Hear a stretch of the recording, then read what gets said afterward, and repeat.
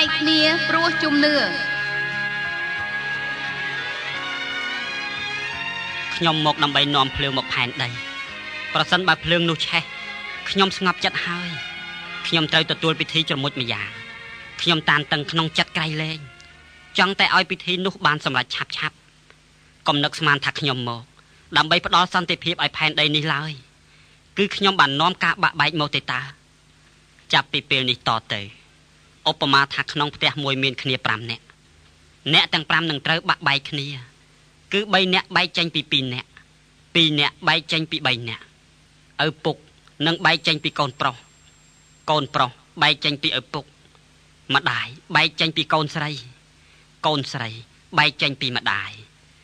ក្មេកបែកចេញពីកូនប្រសាស្រីបែកចេញពីម្ដាយក្មេក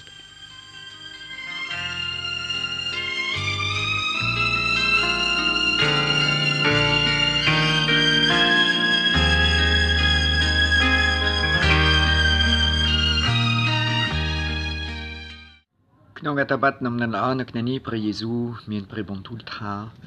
ខ្ញុំមកនាំភ្លើងនៅលើផែនដីនេះព្រះយេស៊ូវនាំភ្លើងមែននាំភ្លើងនៃសេចក្តីស្រឡាញ់នាំភ្លើងនៃព្រះវិញ្ញាណដ៏វិសុទ្ធហើយនឹងព្រះយេស៊ូវថែមទៀតខ្ញុំនឹងទទួលពិធីជ្រមុជមួយយ៉ាងពិធីជ្រមុជដែលព្រះយេស៊ូវមានព្រះបន្ទូលគឺព្រះយេស៊ូវនឹងសោយជីវង្គតនៅលើចកាងនៅជាពិធីជ្រមុជនៅក្នុងអង្គព្រះវិញ្ញាណដ៏វិសុទ្ធមួយយ៉ាងគាត់ជ្រមុជនៅក្នុងសេចក្តីស្លាប់ដើម្បីឆ្លងសេចក្តីស្លាប់នេះដើម្បីឈ្នះសេចក្តីស្លាប់នេះហើយនឹងមានជីវិតអកលព្រះយេស៊ូវចង់បង្ហាញថាព្រះវិញ្ញាណដ៏វិសុទ្ធមានជ័យជំនះសេចក្តីស្រឡាញ់មានជ័យជំនះលើសេចក្តីស្លាប់លើសេចក្តីអាក្រក់ទាំងឡាយដូច្នេះព្រះយេស៊ូវនាំភ្លើងនៃសេចក្តីស្រឡាញ់ហើយគាត់ចង់ឲ្យសាវករបស់ព្រះអង្គបង្កាត់ភ្លើងនេះរួមជាមួយព្រះយេស៊ូវ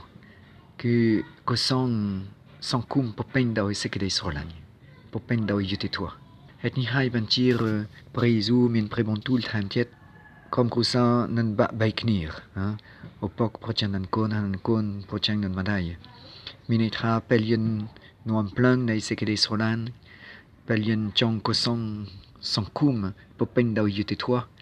មានអ្នកផ្សេងប្រចាំមិនព្រមទទួលហេតុនេះហើយមានពេលខ្លះគ្រីស្ទបរិសុទ្ធអ្នកដែលជឿធ្វើតាមព្រះយេស៊ូវត្រូវតែរងទុក្ខលំបាកហើយនឹងពេលខ្លះនៅក្នុងក្រុមគ្រួសារផ្ទាល់មែនមានគេបាក់បែកគ្នាកូនចង់ជាមួយទឹកឪពុកម្ដាយមិនចង់កូនចង់កុសលពីពុទ្ធប្រពេញដោយយុត្តិធម៌មេត្តាគាត់អត់ចង់ដល់សាររឿងលោកឯងដល់សារមនុស្សជាច្រើនអ្នកតមាន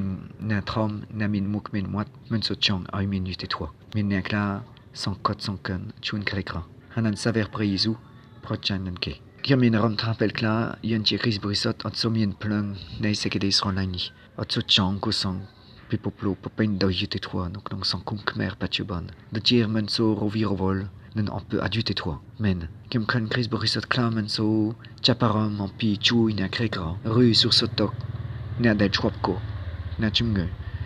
ឬចូលក្នុងគណបកនយោបាយដើម្បីជួយប្រចាំនឹងអំពើប្រកួតឬអំពើអយុត្តិធម៌ព្រះយេស៊ូវក្នុងនេះដាស់ជឿនយើងជាគ្រីស្ទបរិសុទ្ធដែលមានឈ្មោះថាគ្រីស្ទបរិសុទ្ធកុំឲ្យយើងខ្លាចប៉ុន្តែឲ្យយើងមានភ្លើងនៃសេចក្តីស្រឡាញ់ភ្លើងនៃព្រះវិញ្ញាណដ៏វិសុទ្ធនៅក្នុងខ្លួនដើម្បីឲ្យយើងមានជីវិតរបស់ព្រះយេស៊ូវបើសិនជាយើងមិនធ្វើតាមយើងទៅជាស្លាប់ហើយជីវិតរបស់យើងអត់មានតម្លៃទេខ្លួនឯងអត់មានតម្លៃដូច្នេះព្រះយេស៊ូវដាស់ជឿនយើងខ្ញុំនាំភ្លើងនៃសេចក្តីស្រឡាញ់នៃយុត្តិធម៌សូមឲ្យយើងបងប្អូនទាំងអស់គ្នារួមជាមួយព្រះយេស៊ូវកុសលពីពុទ្ធប្រពេញដោយយុត្តិធម៌និងសេចក្តីស្រឡាញ់សង្គមខ្មែរបច្ចុប្បន្នមានអំពើពុករលួយអំពើអយុត្តិធម៌ច្រើនមែនទែនសូមឲ្យយើងក្រោកច្រឡំហើយនឹងកាពីបងប្អូនទាំងប៉ុន្មានដែលរងទុក្ខលំបាកដោយសារពេលខ្លះមានមនុស្សមិនស្លាប់សូមបងប្អូនប្រពេញដោយព្រះវិញ្ញាណដ៏វិសុទ្ធប្រពេញដោយសេចក្តីស្រឡាញ់ បើសិនជាយើងត្រូវតែប្រច័ណ្ឌនឹងគេសូមឲ្យយើងប្រច័ណ្ឌនឹងគេពុពេញដោយសេចក្តីស្រឡាញ់ពុពេញដោយស្រឡាញ់គេដែរដោយមិនវិនិច្ឆ័យគេអាមែន